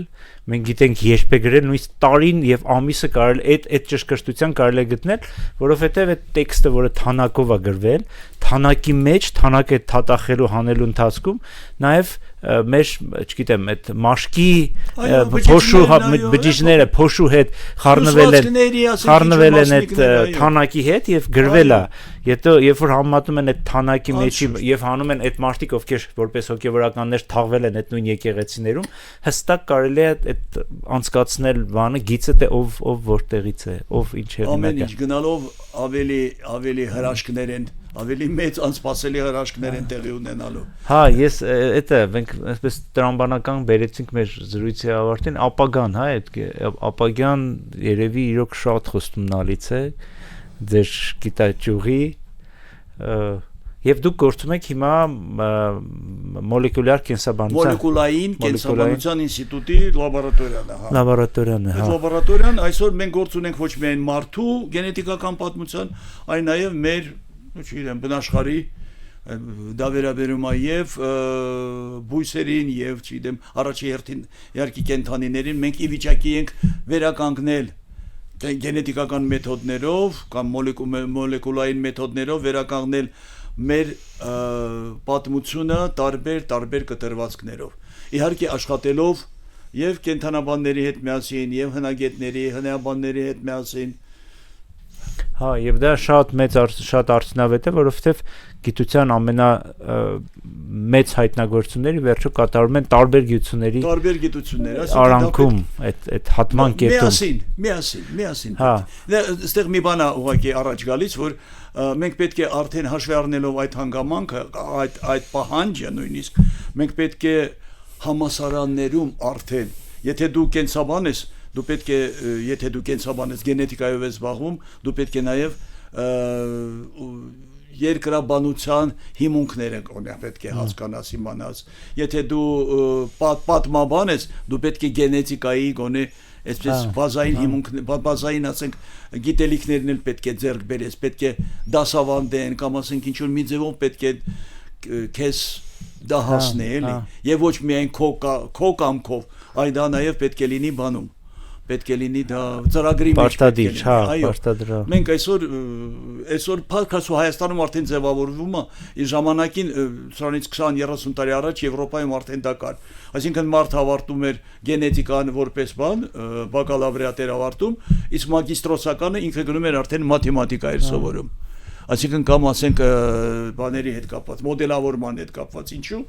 որ այդ երկու բնույթի, տարբեր բնույթի ասենք հմտությունների տեր դառնա։ Դա շատ կարևոր է։ Դա շատ կարևոր է եւ Հայաստանում դա պետք է մեր խելոք նախարարությունը պետք է այդ հարցով զբաղվի։ Այո, եւ վերջին հարցը ունեմ, ավանդական հարցը բոլոր հյուրերին տալիս եմ։ Ձեր պարագայում մի քիչ ինքը տարօրինակ չասեմ, այլ անկյունից կլինի, որտեվ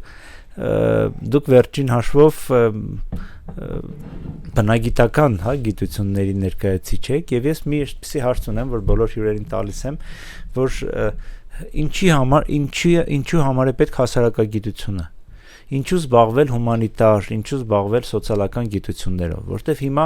մի այսպիսի տենդենս կա նաև համաշխարհային, ոչ միայն հայկական, որ հիմնական շեշտադրումը դրվում է ճշգրիտ գիտությունների վրա, այսպես ինժեներական, մաթեմատիկական, ֆիզիկան, քիմիան, իրենք շատ ավելի այսպես առաջնային տեղ են դրում, որտեվ նո հասկանալի է, այնտեղ արդյունքները շատ ավելի տեսանելի են, շատ ավելի շոշափելի են, քան չգիտեմ, հասարակագիտությունը, պատմությունը, փիլիսոփայությունը եւ այլն։ Եվ միշտ հյուրերից, որոնք հիմնականում հասարակագետներ են, հարցնում եմ ինչու զբաղվել հասարակագիտությամբ։ Ինչի համար է պետք մեր այսպես սոցիումին, մեր պետությանը, մեր հասարակությանը այդ գիտությունների զարգացումը։ Նախ եւ առաջ ես երկու պատասխան կտամ։ Նախ եւ առաջ մտածելակերպը այն մասնագետների, ովքեր զբաղվում են հասարակական գիտություններով եւ ով զբաղվում է ուրեմն բնական գիտություններով, դրանք տարբեր են։ Ես ունեցել եմ այդպիսի հնարավոր, աղջիկս ավարտել է սոցիոլոգիայի ֆակուլտետը եւ ես տեսնելով ինչ գրքերը ինքը կարդում, ինչ առարկաները ինքը անցնում, ես փորձել եմ զուգահեռ, այսպես ասած, հետևել, հետ չմնալ այդ բոլոր գրքերը, որը ես բերում եի եւ արտասահմանից եւ ստեղ էին գնում բան, ես փորձում եի կարդալ, ես տեսնում եի, որ հա, հետաքրքիր է, բայց դա իմ ընկալման ոճը չի դա։ Իմ ընկալման ոճը ավելի այդպես ասած շոշափելի առարկաներն են։ Այդ առաջի բանն, այսինքն դրանք տարբեր պետք է լինեն։ Եվ երբ որ մարդիկ տրոհում են, այսինքն մեր ուսանողները, չգիտեմ, գիտնականները ընտրում են այդ ոլորտները,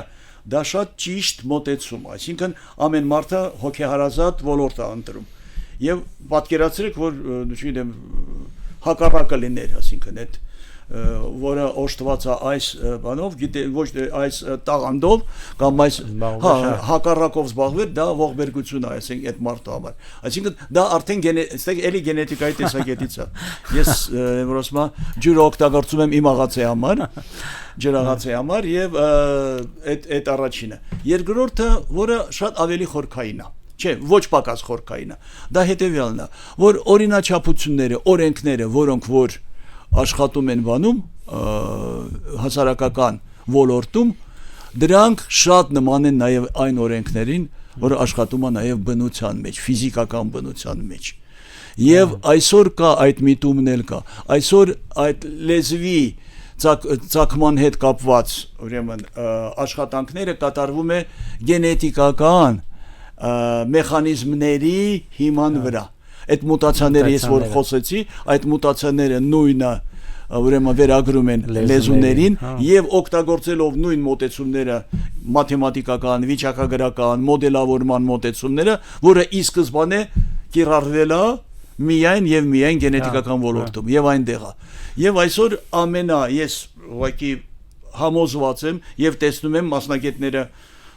կասեն, որ դա այդպես է, որ ամենահզոր նվաճումները, ամենակարևոր, ամենաերևացող նվաճումները կատարվում է այն դեպքում, երբ որ դու կարողանում ես օգտագործես բնությանը բնորոշ, ուրեմն այդ մեխանիզմները, օրինաչափությունները, օրենքները նաև բանում հասարակական ոլորտում։ Հա, այդ երկուսը։ Համոզված եմ, որ կան ուրիշ գործոններ էլ կան, ուրիշ բացատրություններ կան։ Եվ մի հարց էլ ունեմ էլի դա արդեն ավելի անձնական հարց է։ Ինչու ոնց ստացվեց, որ դուք որոշեցիք, որ զբաղվելու եք հենց նրանով, ինչով զբաղվում եք։ Ինձ որովհետև միշտ ինձ շատ հետաքրքիր է եղել եւ մեր լսողներին կամ դիտողներին շատ հետաքրքիր է միշտ ոնց է մարդը կատարում այդ ճակատագրական որոշումը, որը պետք է պայմանավորի իր կյանքը։ Ի վերջո մենք, չէ՞։ Հա, մի քանի տարի առաջ ես գրեցի, ամփոփեցի ես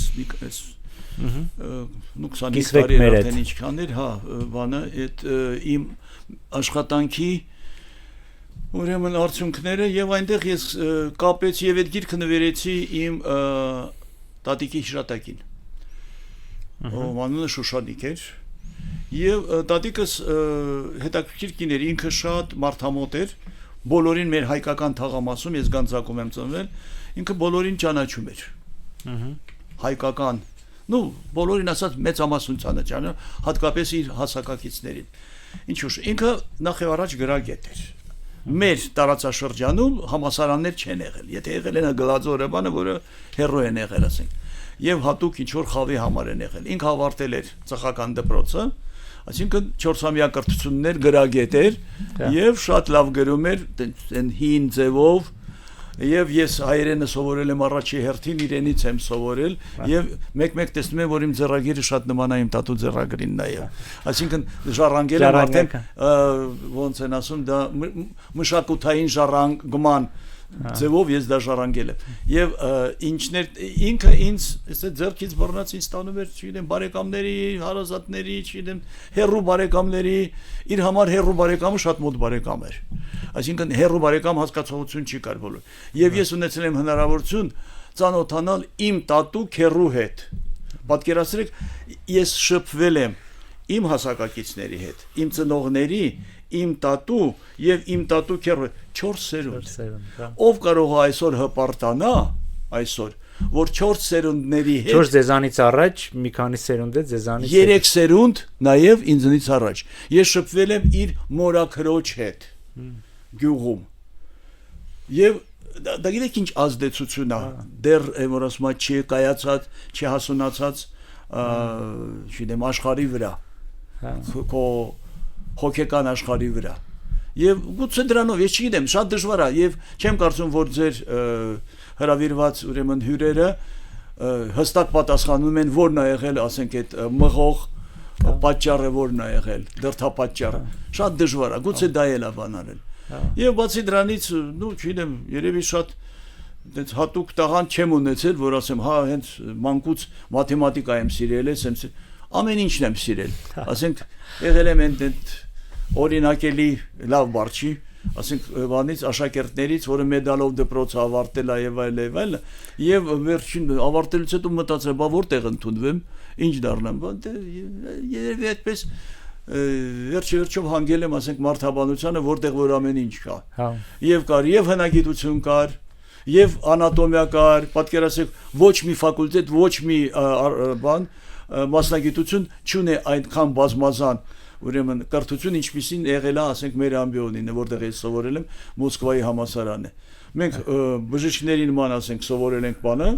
անատոմիան ճիշտ է կարճ ավելի հակիրճ դեպով մենք ուրեմն պատմաբանների նման սովորել ենք ուրեմն պատմությունը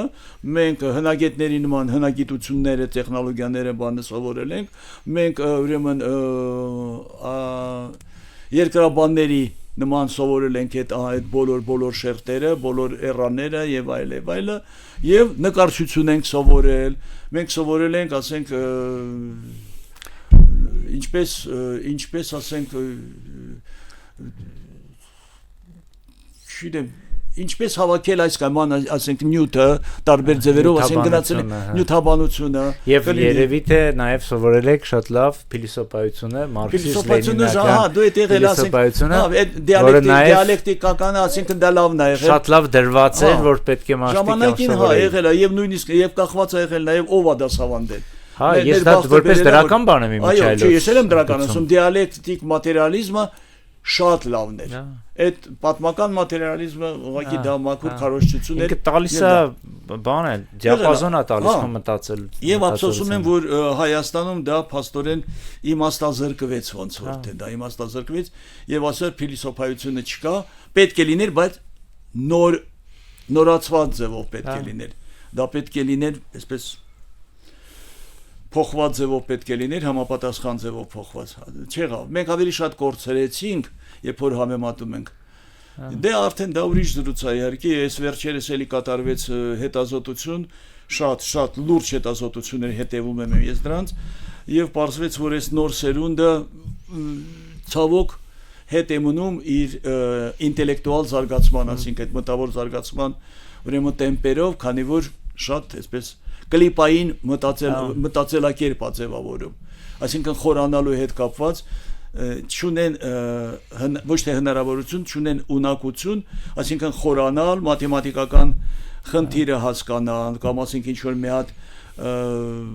խնդրի շուրջ ասենք ծավալել շատ խորը իմաստավոր ասենք բանով քննարկում շատ դժվար է դա շատ դժվար է Համաձայն եմ բան ունեն ֆոկուսավորվելու խնդիր ունեն մի թեմայի վրա կենտրոնանալու ու որ ժամանակահատված միայն դրա վրա դա էլ է ձեռք բերվում որպես բան մշակութային ժառանգության եւ նաեւ կրթական վերջին հաշվով նույն է դպրոցների եւ համալսարանների նաեւ նպատակները ոչ միայն դες ինչ որ մի բան սովորացնելն է մասնագիտական այլ նաեւ դες սովորացնել կենտրոնանալ դες սովորացնել հասկանալ այսինքն ավելի շատ այդ հմտություններն են ստում տալիս քան գիտելիքը որտեւ գիտելիքը կարելի է շախբյուրներից է հավաքել բայց այն ինչ որ տալիս է համալսարանը եւ դպրոցը դա մարդուն սովորել Ես դա կերառում եմ բայց դա շատ ուշ է, ասենք ուսանողներին ես ասում եմ ինչ որ գրած է, ինչ որ պահանջում է նախարարությունը, այս ծրագիրը դուք կարող եք դասագրքում կարդալ, ես դա ձեզ չեմ բացատրելու, դուք եւ գրել եւ կարդալ եւ մեկնաբանել գիտեք։ Մենք պետք է քննարկենք եւ քննարկենք այն ինչ որ բանից դուրս է, դասագրքից դուրս է, բայց դա կարելի է անել ուսանողների հետ աշակերտների հետ դա պետք է արվի ուրիշ ձևով։ Մեր դպրոցական բանը համակարգը Հա, ցավոք սրտի։ Լրիվ ուրիշ է։ Ես թորնիկներից գնում են դեպրոց, երկրորդ դասարան են, ես սարսափելով մազերս պակասելա, քանի որ արդեն թափում են դրանից, երբ որ կարդում եմ, թե ինչ նախադասություններ է գրած եւ ինչպես են դրանք դաստիարակում երեխային։ Մի օրինակ բերեմ, բանից դուրսավ, թեմայից դուրսավ, բայց էլի ժառանգականա, քանի որ դա ոնց է կոչվում, մշակութային ժառանգությունն է։ Երեխային ուրեմն հարցեր են տալիս, հարցերից մեկը հետևյալն է. ինչից եմ ես վախենում։ Ահա։ Եւ երեխան պետք է պատասխանի սխալից եմ վախենում։ Եվ ես գիտեմ ով է դա գրել, ես ճանաչում եմ անձամբ այդ մարդուն, որը գրել է այդ բանը, այդ խնդիրը գրել է։ Ինչից եմ վախենում սխալից։ Սխալի միջոցով է ձևավորվում մարդի հմտությունը, էվոլյուցիան հիմնված է սխալվելու։ Վախենում եմ սխալվել։ Ոնց թե։ Չէ, դա անընդունելի է ուղղակի։ Ես հակառակն եմ ասում ուսանողներին, ասում եմ, երբ որ դուք տեստով ինչ որ մի բան եք սովորում լեզու, ես ինքս եմ դա կիրառում։ Եթե ես ինչ որ մի բան եմ սովորում, ժամանակին լեզուի տեստերով էի սովորում։ Եթե ես պատասխանը չգիտեի իրական, բայց ես գիտեի բացասական պատասխանը, ես բացասականն էի սխմում։ Ինչու? Որպեսզի մեկնաբանություն ստանամ։ Հա։ Ինչու եմ ես սխալվել։ Պատահական ճիշտ ավելի վատ կլներ։ Դա դրականի ձեռքբերման, դրական հմտություն ձեռքբերման ճանապարհն է։ Ամենակարճ ճանապարհը դա է։ Սկզբից սխալ գործես։ Մատը դնես կրակի վրա, սկզբից մատը վառի, որ հետագայում արդեն երբեք միջև կյանքիդ վես չվառվի։ Այո։ Այսինքն ես պետք է ձգտեմ սխալվեմ։ Փոքր սխալների մասին է խոսքը։ Այ ոչ թե ողբերգական սխալի։ Ճիշտ է։ Դե, երեմ, այդ դրա ես սարսափելով, ես դրա համար, ասենքն բան եմ անում եւ տատիկին եւ մայրիկ ավելի զբաղված, մենք ինչ որ փորձում ենք ավելի, ոնց ասեմ, այդ ազդեցությունը նվազեցնել, այդ մեր դասագրքերի ազդեցությունը նվազեցնել։ Երեխաներին ավելի շատ եմ դուրս տանում, ավելի շատ ենք, ասենք, տարբեր գրքեր կարդում, բանից դուրս այդ իրենց ծրագրից։ Դե ամեն դեպքում հուսանք, որ ի վերջո նաև մենք էլի շատ շեղում ենք մեր թեմայից, բայց կարևոր է կարծում եմ։ Ի վերջո նաև մեր ուսուցիչները մեր դպրոցներում շատ դեպքերում դասագիրքը համարում են կենտրոնականը կրթության ոլորտում։ Բոլորովին այդպես չի։ Դասագիրքը դա գործիքներից մեկն է, որ ուսուցիչը պետք է կիրառի կրթության ժամանակ։ Դրա համար կարծում եմ, որ հա, եթե երեխայի բախտը բերում է եւ կոնկրետ այդ առարկայի վերաբերյալ լավ ուսուցիչ է լինում, շատ դեպքերում դա նաև կարող է լինի այն ինչ որ մենք մի քիչ առաջ քննարկեցինք կողմնորոշման ձև, որովհետև լավ ուսուցիչը կարող է երեխայի մեջ նաև սերմանել ու այդպես արտնասնել ինչ որ սերը տվյալ առարկայի նկատմամբ։ Հա, ես կարծում եմ դա ուղիղ կապ ունի նաև մեր զրույցի հետ, քանի որ դա ժառանգության մասին է խոսքը, ժառանգման մասին է խոսքը։ Ժառանգելու, ասենք, այդ ժառանգման երևույթը ոչ միայն կենսաբանական է, այլ նաև մենք տեսնում ենք նաև դա մշակութային է։ Այդ մշակութայինը մենք պետք է, քանի որ մենք տեսնում ենք նաև գիտությունը ասում է, որ մեր ունակությունները 40%-ով են ընդհանրապես գենետիկայի միջոցով ուրեմն ձևավորվում, այն 60%-ը, որը որ շատ մեծ թիվ է, շատ ազդեցությունը նրա շատ խորն է եւ շատ լայն է, այդ դա մենք պետք է ձևավորենք եւ դա պետք է հաշվի առնենք, որ դա ձևավորվում է հենց մանկուց է ձևավորվում։ Երեխան նույնիսկ մայրիկ է արգանդում, արդեն լսում է եւ տարբերակում է երկու լեզուներ եւ կա այդպիսի նուրբ աշխատանքներ։ Պատկերացրեք ինչքան կարեւոր է դա։ Երկու լեզուների ուղղակի հնչողությունը, ոչ թե բառերը, բարձր եւ հնչողությունը։ Այդ դա նշանակում է, որ մենք սկսում ենք դաստիարակվել այդ ժամանակաշրջանից։ Հա, մի բան էլ միջալից պետք է վերջացնենք, բայց մի հարց առաջացավ նաև ձեր ասացի։ Իսկ ո՞նց է վիճակը երիտասարդ սերունդի հետ կապված ոլորտ մտնելու ունեք բավարար թվականությամբ։ Ունենք, դու ամենադժվար տարիները երևի 90-ականներ, 2000-ականների սկիզբներ, երբ որ ձգտում էին գնալ ավելի շատ, ասենք, ինչ որ, գումար վաստակեն եւ ցավոք, ասենք, իմ բոլոր ասպիրանտները, բոլոր տղաները, նրանք բոլորը մեծ մասը թողեցին, գնացին արտասահման, ես գոհ եմ, որ գնացին եւ երբեմն ես էլ եմ իրենց օգնել, որ գնան արտասահման, նրանք առաջատար կենտրոններում են այսօր աշխատում եւ մենք համագործակցում ենք եւ մեր աշխատանքը զարգանում է, ծաղկում է եւ նաեւ իրենց շնորհիվ։ Ինչու՞, քանի որ մենք չունենք այն սարքավորումները, հնարավորություններ եւ ինչու՞ չի նաեւ ֆինանսները, մենք շատ լավ նյութ ունենք, բայց այդ նյութը մշակելու համար այդ հնարավորությունները ընդեղ։ Հայաստանում նույնիսկ պատասխանելով ձեր հարցին ինչու մենք չենք կարող Հայաստանում դա անել, կարող ենք, ինքնարժեքն է շատ բարձր, շատ բարձր է, ընդեղից բերելով այստեղ եւ բացի դրանից շուկան է շատ փոքր։ Մենք չենք կարող բերել, ասենք 2-1 միլիոնանոց, ասենք արժեք ունեցող սարքավորում եւ նա կիսատ-պրատ ձևով, մասնակի ձևով, ասենք օգտագործել, պետք է նաեւ հասկանալի է, հա։ Շահ պետք է հետապնդել, պետք է շահաբեր պետք է լինի։ Դա անպայման պետք է լինի, տնտեսական մասը պետք է ապահովի։ Բայց հիմա կան երիտասարդություններ, որոնք գալիս են ոլորտ, ցանկանում են զբաղվել։ Եվ երիտասարդները տեսին նախ եւ առաջ եւ աշխատավարձը տենց զգալիորեն բարձրացավ գիտության ոլորտում։ Եւ ժամանակին գիտության կոմիտեն, հիմա գործում է բարձրագույն կրթության եւ գիտության կոմիտեն, ունի հնարավորություն եւ դա տենց շատ տարածված է, այսինքն տարբեր ուրեմն բաների գրանտերի միջոցով կարողանում է խրախուսել ուրեմն ասպիրանտները այսօր շատ լավ գումար են ստանում, այսինքն եւ իրենց թոշակ կրթաթոշակը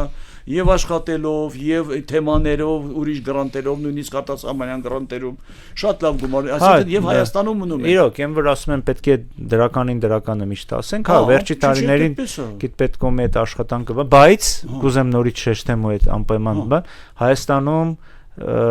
հանցավոր քիչ գումար է տրամադրվում գիտությանը։ Տոկոսային համամասնությունը մեր մոտ աշխարհից ամենացածրերից մեկն է, եւ դա ուղղակի խայտարակություն է գոնե մեր նման հին ավանդույթներ, գիտական հին ավանդույթներ ունեցող ժողովրդի համար, էլի դա։ Անպայման պետք է դա ունենա, մեր ներուժը, չգիտեմ, նավթի մեջ չի, մեր ներուժը գազի մեջ չի։ Հալա մի քիչ պղինձ ունենք, մի քիչ չգիտեմ ինչ որ հազվագյուտ բաներ ունենք, տարեր ունենք, բայց դրանով չես որոշի։ Դա մեկը ժողովրդի, չգիտեմ, բարեկեցության վրա այդքան չի ազդում, ինչքան ազդում, եւ դա ապացուցված է։ Դա ապացուցված է, չգիտեմ, տարբեր զարգացած երկրների համար, տարբեր։ Եվ առաջի օրինակը դա Իսրայելն է։ Մենք պետք է դա տեսնենք։ Այո։ Մենք պետք է դա տեսնենք եւ այդ ցանկացած օրին եւ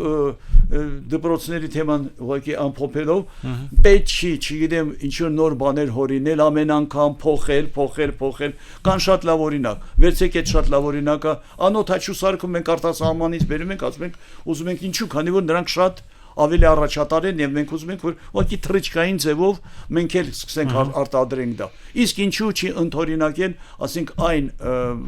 մտքերը, այն մոտեցումները, որը արդեն շատ լավ են գործում, ասենք նույն